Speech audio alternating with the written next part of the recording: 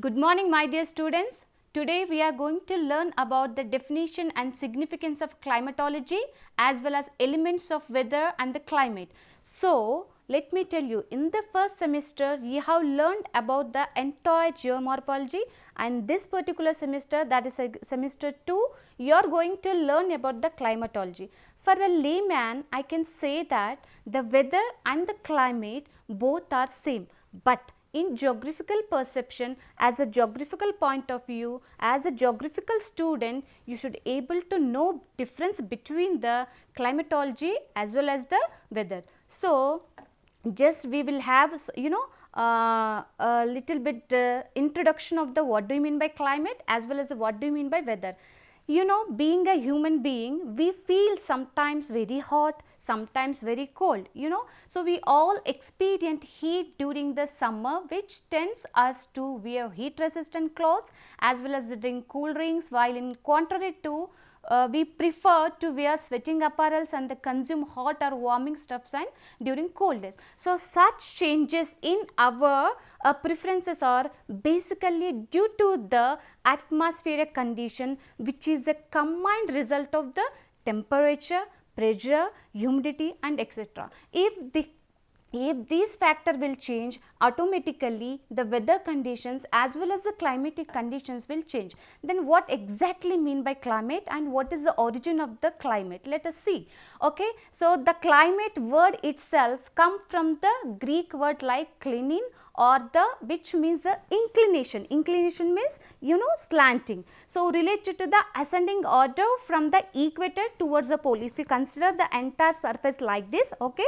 So, a middle portion is, you know, 0 degree centigrade horizontal line is called as a equatorial line. If we go from the equator to poles, then equator to southward, that is north pole, and if you come to the equator to south, then that is to be called as the south pole. So, this ascending order from the equator towards the north pole or the south pole, which is considered to be the slope from the bottom of the top. Okay. So, based on these factors, or based on this, which is the latitudinal ascent, was divided into almost 5 to 7 climate regions. So, later the term was called as a climata, was changed to the climate, and again mid English or middle English, the word has climate has come. Okay. So, climate is nothing but the average weather conditions of a location over an extended period of time, that is defined, that is it is the average weather conditions for a period of 25 to 30 years. Why we are taking like this? Because if you take the these elements like temperature or the rainfall or the precipitation, you know, or the humidity, these if you take for a particular location, that will be known as the weather, and the same things if you take for the 25 to 30 years of span of time, then that to be known as the climate. So, let us see what technically difference. See, this is a usual definition of the climate as well as the weather. So, let us see. Both will both will examine the similar phenomena, but they are scientifically, if you observe, both the terms are technically they are different. In what way they are different? Let us see. So, basically meteorology is the study of the atmospheric condition of a particular point on the earth at an instant of time over a short term period, which is known as the weather, whereas climatology will conceptually deals with the averaging the weather of a location at least over a period of 25 years or 30 years, whatever might be, that is long span of time, isn't it? So, let us see. So, other than temporal variation, whether I have told that weather is a particular point of average of particular point for a given location, wherein climate I have defined that it is over a period of 25 to 30 years. Okay. So, now what are the differences? So, meteorology or the weather science exclusively deals with the atmospheric phenomena such as temperature, precipitation, wind effect, pressure and the humidity, while climatology deals with the atmosphere, hydrosphere, cryosphere, biosphere. Why I am telling the definition? Just recollect the definition which I have been given in the earlier slide, that climatology deals with the all the weather conditions like the temperature, precipitation, pressure, humidity for a longer period. Whenever the temperature, that means atmosphere is nothing but it is composed of the different gases. So if it is interact with the atmosphere, for example temperature or the pressure or the wind or the pressure or the humidity, when these all elements which are in interacting with the atmosphere, that changes will be different. Because, and the same thing, if these all elements are interacting with the hydrosphere, the changes will be different. If the same thing applies to cryosphere as well as the biosphere, that is the reason why instantly if they are reacting with these all things, then we are saying that that is the weather. When these all elements interacting with a longer period, we are saying that it as a climate, because when these are interacting for the longer period, definitely there will be the radical changes. So that is the reason why we are calling that atmosphere will have the average weather conditions for a longer period. If that is a shorter period, we are terminating it as the weather. So in simple words, the climatology is the study of the interaction between the earth as well as its physical entities and its atmosphere. What are those physical entities? Like atmosphere, hydrosphere, cryosphere as well as the biosphere. So by looking at these things, we will have the different season. Season is nothing but it is a recurring period. That means entire season, almost the temperature, precipitation, almost all these factors will be the same. In generally, the seasons are like, cold to weather covering to December to February, hot weather season as we are feeling now, March to May, advanced monsoon season or the rainy season we will term like the June to September, retreating monsoon season like October to November. So we do have the traditional seasons followed in India, named like Vasanta Ritu, Grishma Ritu, Varsha Ritu, Sharad Ritu and Hemant Ritu and Shishira Ritu. So this is the composition of the equal seasons which indicates the English months. Vasant Ritu falls in the March and April and these all. So what exactly difference between weather and climate to make you to understand very easily? Let us see. So if you look at the weather is the study of the short period atmospheric condition. As I told you, what are those atmospheric conditions? Again I am repeating, atmospheric conditions like the temperature, pressure, humidity and all. You see, isn't it? So what do you mean by climate then? It is a study of long period average of the weather condition. So spatial coverage may be small in the weather condition, wherein spatial coverage will be large in the climatic condition. So it can be influenced by any of its predominant elements like the temperature, rainfall and the humidity. And in the climatology, collectively the influence will be collective. That means collection of, or they are interacting simultaneously with the, at a time interacting with the humidity, temperature and the rainfall. So it is unstable and changes very oftenly, where in climate it is stable and it is decades or even more.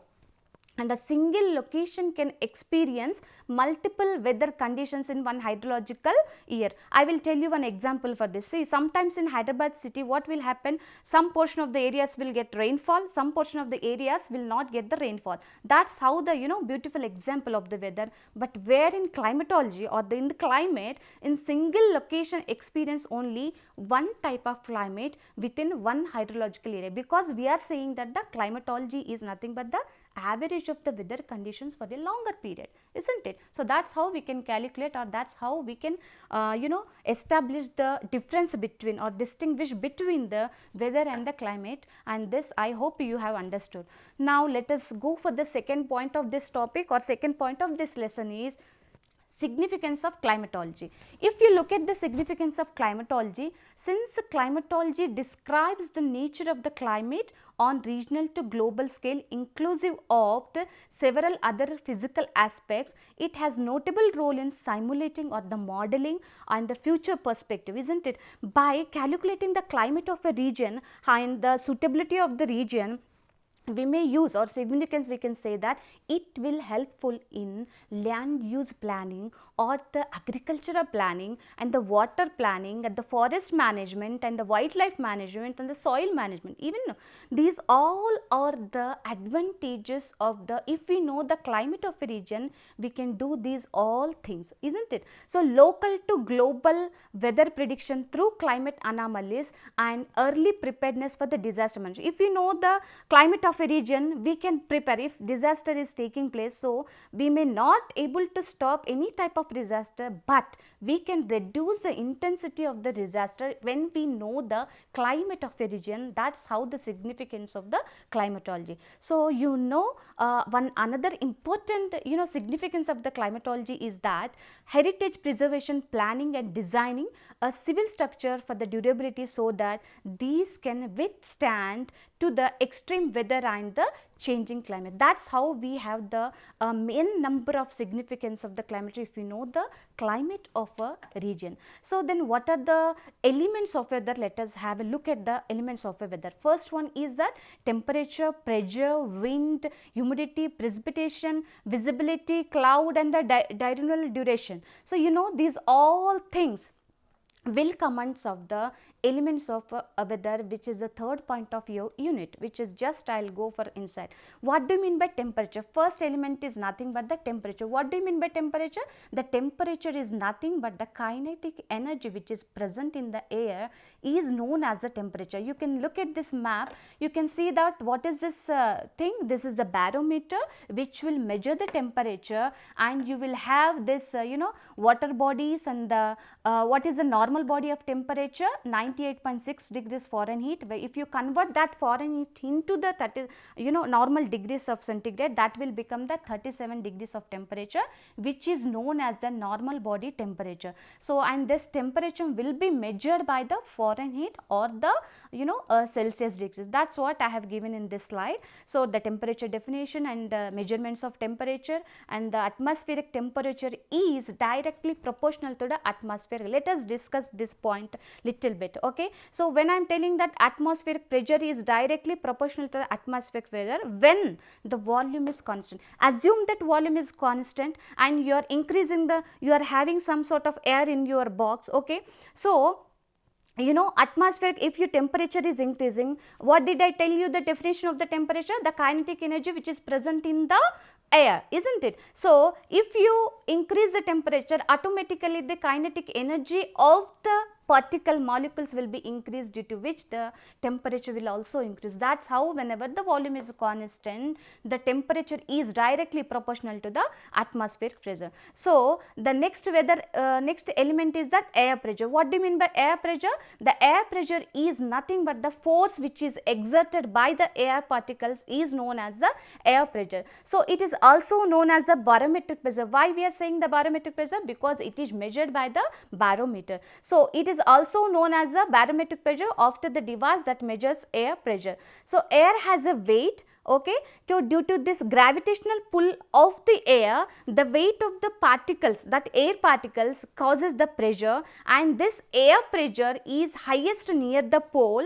near the planet's surface, as more air is present above the air closer to the ground, and it decreases as height is increasing, because you can see that as the height is increasing from the equator towards the pole, what will happen? The atmospheric composition will decrease near the pole and the atmospheric composition will be more at the equator. That's how the air pressure I am asking, I am not saying that atmospheric, air pressure is more at the close to the ground, more to the close to the ground, where it decreases as the height is increasing. So the measure or the units of the air pressures are Pascal, and the Pascal bar or the millimeter of mercury, pounds per square unit air are commonly used scales to measure the atmospheric or the air pressure. So next point is that wind. So wind, we can see that wind is nothing but the movement of the air, movement in which direction air is moving,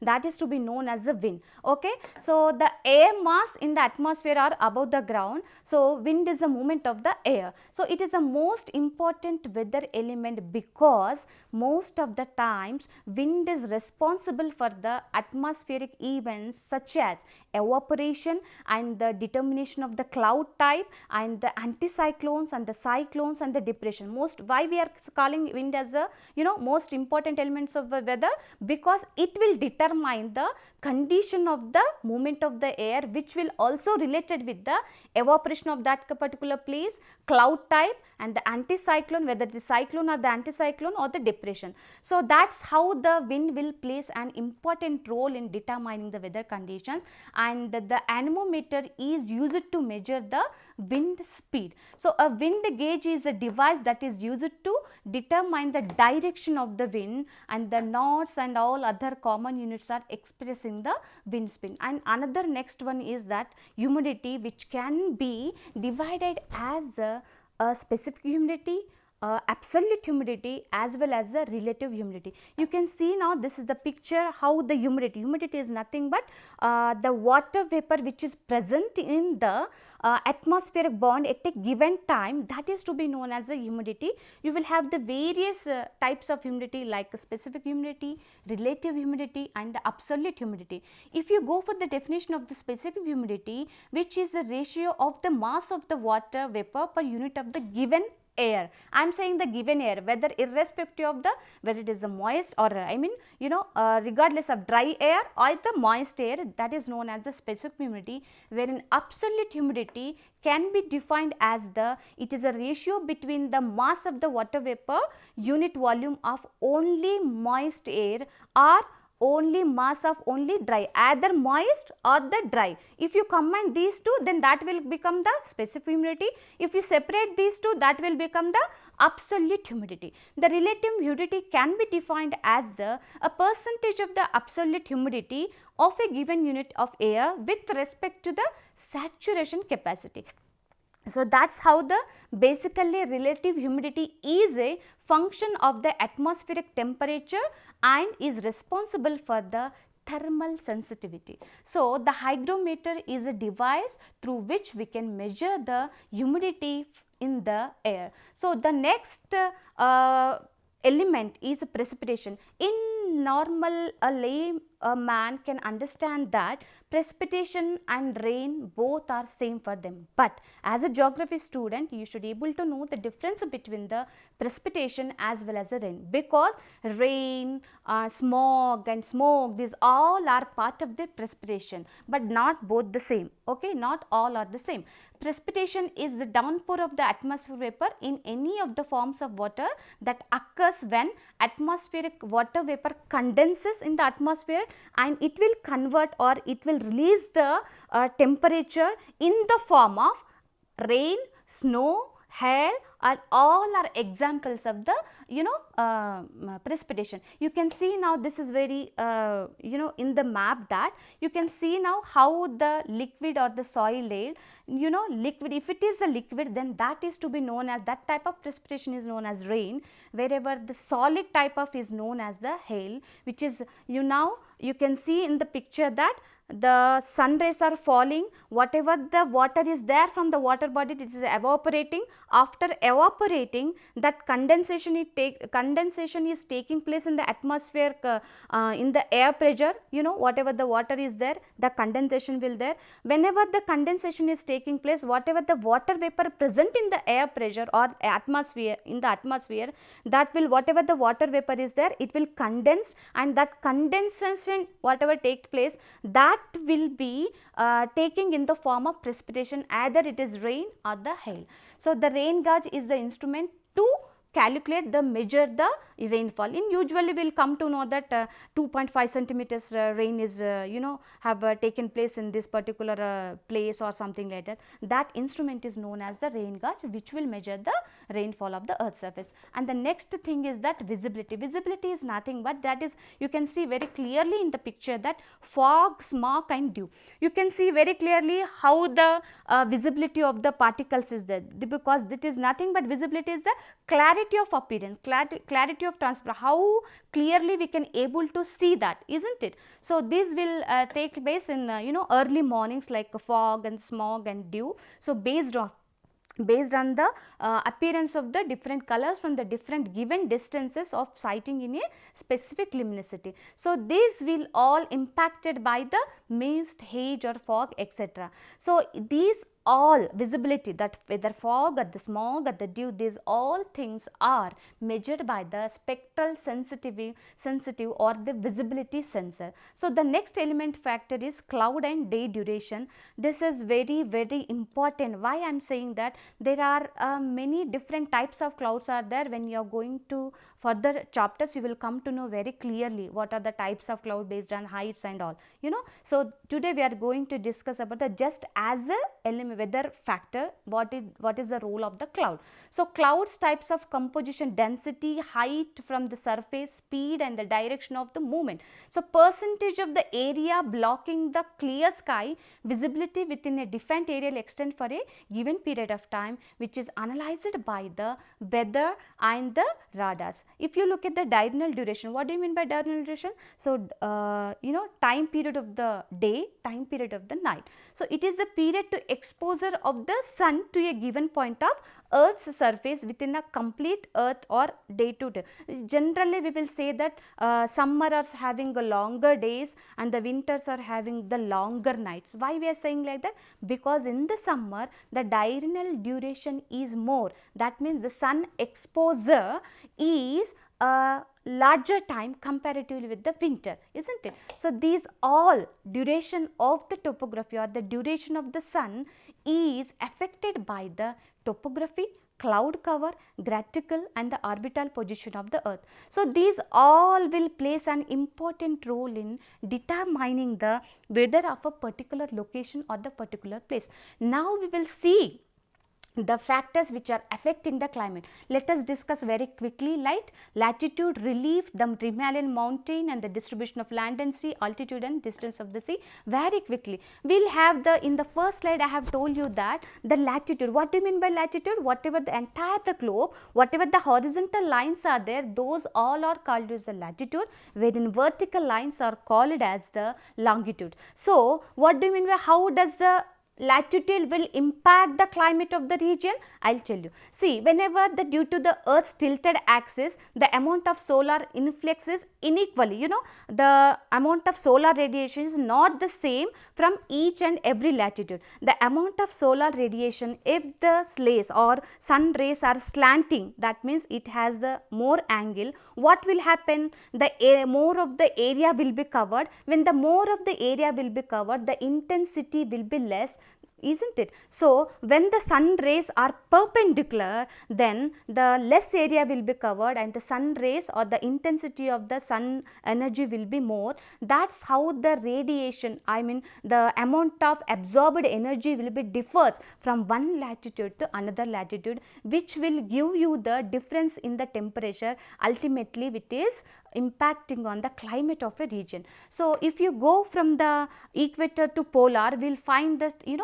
torrid, temperate and frigid region. Whatever the middle portion is there from 0 to 30 degrees, then we will call it as a torrid, that is equatorial region. From 30 to 60 slightly the temperature from 60 to 90, we will call it as a polar region or the frigid region. That is how because the sun duration and the latitudinal variation of the temperature will be due to that. That is the amount of solar influx is different in the different latitudes. So, if you look at this in a vertical distance, so vertical distance can be explained with the help of three terms, because whenever we will say that altitude, elevation, height, these three are same, but these three are not same, because these three will come under the vertical distance. If you look at the height, height is the vertical length, that is particular distance of an object, and this can be understand very easily with the help of this picture. You can see now altitude, elevation and the height. If your height is taking, that will be calculated from the particular point from the earth surface to a height. Okay. If you take that altitude and the elevation, both will be measured from the mean sea level, but In spite of that, there is a little difference between altitude and the elevation. What is the difference? If you look at this elevation, you can see now the next picture is that if you are if you want to measure the elevation of the Himalayas, you will take the height between highest point from the Himalayas to mean sea level point. That is to be called as elevation, wherein altitude is known as the whatever the it is the satellite is, generally we will say that satellite is flying at an altitude, aircraft is flying at an altitude, like that, isn't it? So, with respect to that particular point, the height between that particular point from the mean sea level, that is to be known as the altitude. If you look at the continentality or distance from the sea, continentally or distance from the sea, this will also have the vital role in impacting the climate of a region. In which way? Let's just I will tell you the looking at this example. You know that the continentality and the marine.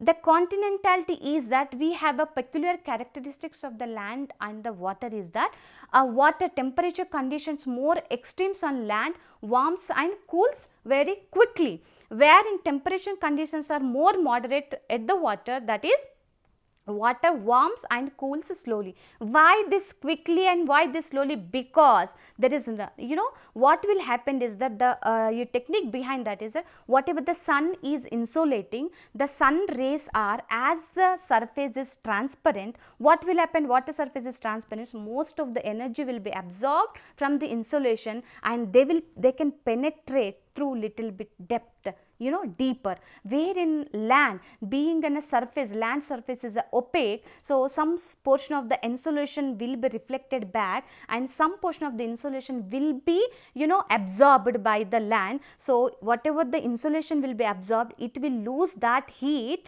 very quickly. So, due to this peculiar characteristics, what is happened is that, so whatever the water has a higher specific heat and water has a mobility and mixes in vast and ocean currents, which will also ocean currents will also an important factor in determining the climate. So, what is the conclusion of this then? So, whatever whatever the regions which are having locations which are distant from the sea exhibit the higher annual temperature variation comparatively with the locations which are near to the land. So, that is how the difference is there. So, next point is that after continentality or the distance from the wind and a cloud effect. So, onshore wind bring moisture from the sea causing rain, while offshore brings air the evaporation. This which can be understand very easily by the diagram. See, for example, whenever the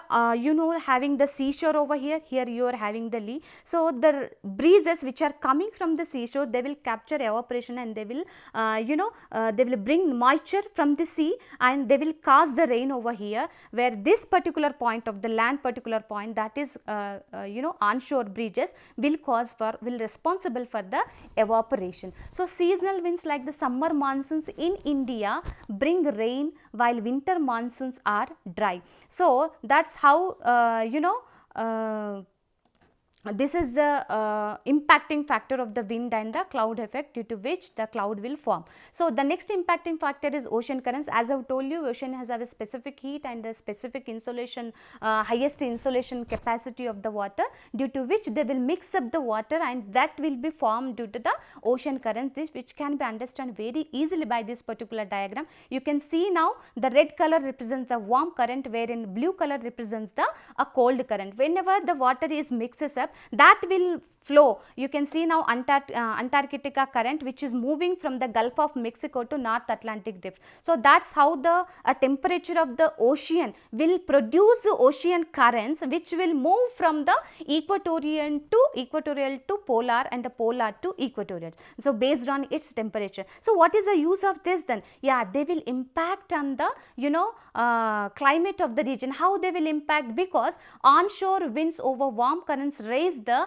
inland temperature, while winds over cold currents bring the chilly air, causing fog and mist. You can observe that the London temperature, that is Great Britain London temperature, is every time or overall period that will be the moderate, because due to the there is mixed of weather condition, hot and cold currents, hot and or else warm and cold current. There is a location where the warm current and cold current mixes will produce a moderate climate of that particular place. So next point is the topographic effect, hills and the mountains. You can see now in the most warm air blows onshore. So how this is moving, this is the ocean, and it is the air which is present in the atmosphere, it will capturing the evaporation from the ocean, and when it is traveling towards the topographic or the hill, what will happen, it will obstacle or it will hit whatever the evaporated or condensed air is there, that will interact with this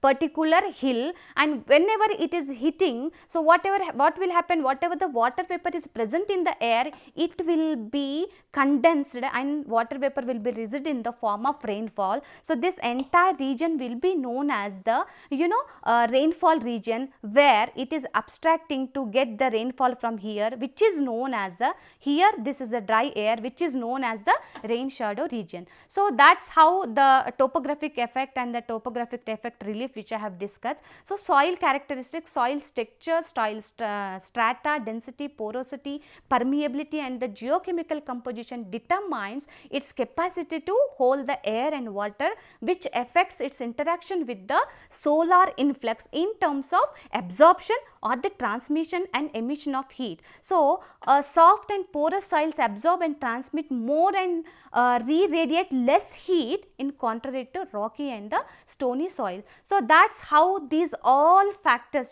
soil or the topographic or these all factors will impacting or will play a important climatic important role in deciding the climate of a region. So hope dear students, this understand this basic concept of the difference between climatology and the weather, as well as the significance of the climatology and as well as the elements of the weather and the elements of the climatology. Thank you so much.